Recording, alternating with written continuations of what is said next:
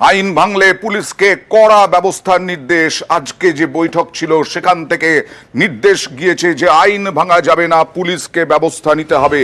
পুলিশকে কড়া ব্যবস্থার নির্দেশ নবান্নর। মৃতদের পরিবারের একজনকে হোমগার্ডের চাকরি, পরিবার পিছু 2 লক্ষ টাকা আর্থিক সাহায্য ঘোষণা। আমাদের যত পুলিশ ইউনিট আছে ইনক্লুডিং দ্য এসপিস অ্যান্ড সিপিস, ওদেরকে স্পেসিফিক ডাইরেকশনস দেওয়া হয়েছে যাতে কেউ যদি আইন ভাঙতে চাইছে then lawful strong action has to be taken against such persons.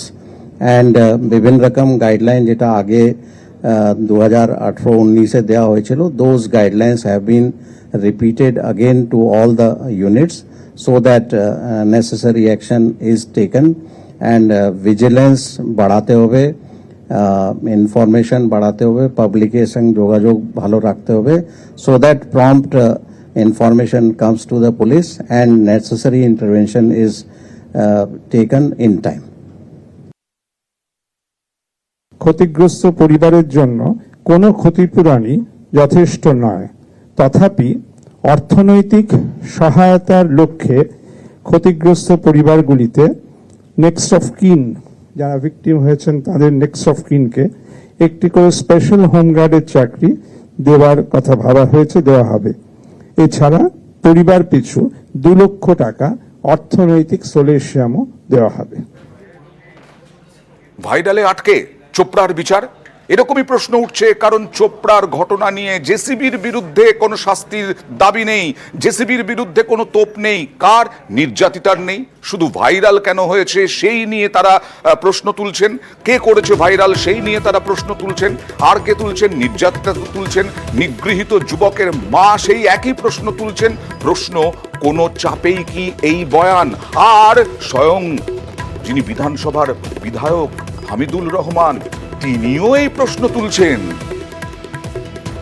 ভাইরালটা করেছে এটা তো লজ্জাজনক ব্যাপার ভাইরালটা হওয়াতে, আর মারপিটটা করাটাও লজ্জাজনক ব্যাপার। মারপিট করেছে ও ভাইরাল করেছে, এই নিয়ে তো ওনারও শাস্তি হওয়া দরকার।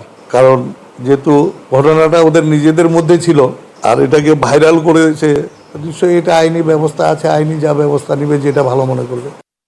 গতকাল আমার যে ভিডিওটা ভাইরাল করেছে সেটা আমি জানি না কে বা কারা ভাইরাল করেছে। থানায় আমি অভিযোগ জানাচ্ছি, লিখিত দিয়েছি। তো আমার মান সম্মান নিয়ে হানি করেছে ওই ভাইরালকারীর ব্যক্তিকে আমি থানায় লিখিত অভিযোগ করেছি। পুলিশকে আমি অনুরোধ করেছি ওই ব্যক্তিকে শাস্তি দেওয়া হোক। এই যে এত বড় ঘটনা ঘটছে, ছেলে এবং বোমাকে মারধর করেছে, তার শাস্তি চান না আপনারা? আমি জানি না যে আমার ভিডিওটা করেছে, আমি ওয়ারে শাস্তি চাই। আমার ভাইরাসটা করলে যে মেরেছে আমি চিনি না, কে মেরেছে নি মেরেছে, কে কি করেছে ওটা আমি জানি না। ওর শাস্তি চান না আপনি যে মেরেছে? না না না, ও আমি তো জানি কে না, চিনি কে না, আমি কার কথা বলবো? ভাইরাসটা ছড়লো কে, আমি ওকে চাই। চোপড়ার পর এবার ফুলবাড়ি, আবারও নীতি পুলিশের মাতব্বরি এবং তার বিবাহ বহির্ভূত সম্পর্ক। সেই বিবাহ বহির্ভূত সম্পর্কে এক মহিলাকে ব্যাপক মার, অপমানে আত্মঘাতী ওই মহিলা। দেখুন।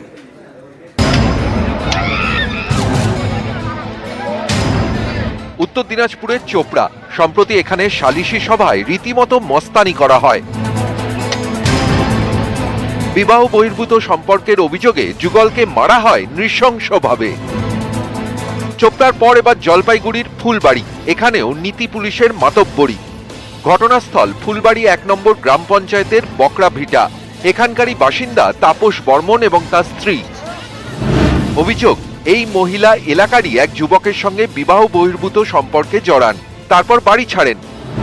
এ নিয়ে এনজেপি থানায় মিসিং ডায়েরি করেন তাপস। বিষয়টি স্থানীয় পঞ্চায়েত সদস্যকেও জানান।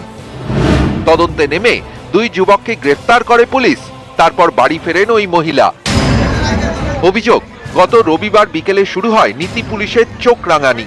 স্থানীয় পঞ্চায়েত সদস্য মালতী রায়ের সামনেই মারধর করা হয় মহিলাকে। মারধর করেন কয়েকজন প্রতিবেশী মহিলা। পরদিন সালিশি সভা বসার কথা ছিল। রাত পেরিয়ে সকাল হতেই বাড়ি থেকে মহিলার দেহ উদ্ধার হয়। পরিবারের দাবি, অপমানে কীটনাশক খেয়ে আত্মঘাতী হয়েছেন মহিলা। বলে কি কিসের পঞ্চায়েত, আমরা সবকিছু তুমি এখানে নিয়ে আসো। তারপরে পঞ্চায়েতের সামনে এখানে নিয়ে আসলাম, নিয়ে এসে মারধর শুরু করে দিল। আর কোনো কথা শুনলো না। আর কারা আমি- কারা মারলো? স্বপ্না আর দুই টুম্পা। আমি আমার বাড়িতে ঢুকাইতে যাচ্ছি, বলে কি তোমার বাড়িতে ঢুকালে তোমার বাড়িঘর ভাঙিয়ে দিব, এখানে এগুলা চলবে না পাড়ার মধ্যে। পঞ্চায়েত সামনে ছিল কিন্তু পঞ্চায়েত কিছু বলে নাই, ও দূরে দূরে থেকে দেখছে। ততক্ষণ অব্দি আমি ছিলাম না। লাস্টে আমি যখন মনে করি মারপিট ঝগড়া কেটেল হয়েছিল, তারপর আমি গেলাম ওখানে। আমার বাড়ির আশেপাশে যে মহিলাদের একটা থাপড় টাপড় দিচ্ছে, সেটা দিতেই পারে। পাশাপাশি এর আগে 2বার ঘটনা ঘটছে, এই বলে সবার পাড়ার কমপ্লেন হলো ওনাকে এখানে রাখবেন। উনি কি করলেন, ও অ্যাসিড খেয়ে গেছে। দেখলাম তো সিরিয়াস অবস্থা। কখন যে মারপিট হয়েছে, কখন যে কি হয়েছে, কিছু এগুলো আমি জানি না। মারধরে নেতৃত্ব দেওয়ার অভিযোগ উঠেছে এলাকারই বাসিন্দা স্বপ্না অধিকারীর বিরুদ্ধে। তাকে এবং আরো কয়েকজনকে গ্রেফতার করেছে পুলিশ। স্যার এখন অবধি কতজনকে অ্যারেস্ট করা হয়েছে এই ঘটনায়?